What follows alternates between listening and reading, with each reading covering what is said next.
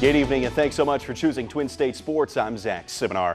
The Mississippi State Bulldogs overcame the heat on Saturday afternoon to roll by Southern Miss in their home opener as they improved to 2-0 to start the season.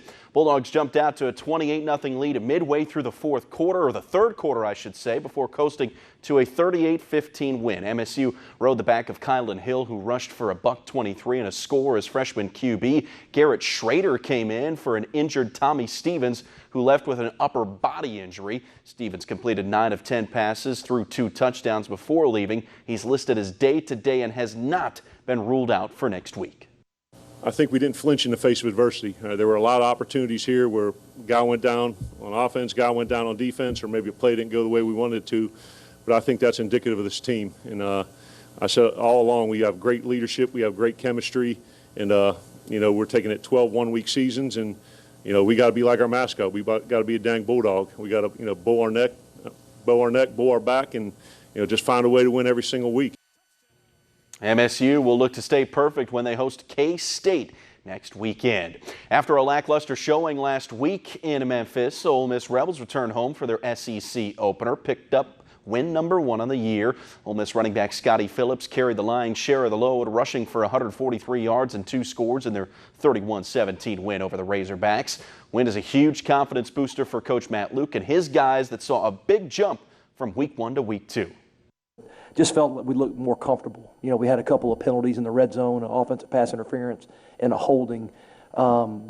Just we seemed much more comfortable. The ball was coming out faster into the right spots, and so I was really happy to see that. It's a big jump for Matt from week 1 to week 2. Rebels will host FCS foe Southeastern Louisiana next Saturday. Ole Miss Rebel defense suffered a major blow on Sunday when senior linebacker Momo Sanogo went down with an ankle injury that's expected to sideline him for more than 2 months. Sanogo made 112 tackles last year, the 5th most in the SEC. Sanogo is set to go under the knife for surgery tomorrow.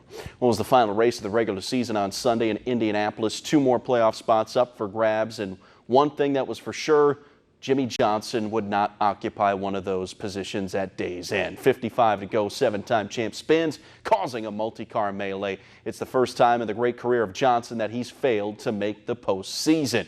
Back up towards the front, it was a day dominated by Kevin Harvick. He led 118 of the 160 laps, wins his 2nd race at the Brickyard. Clint Boyer, Ryan Newman clinched the final 2 playoff spots, leaving Johnson and 3rd-year driver Daniel Suarez on the wrong side of the cut line, going into Las Vegas next week for the start of the postseason.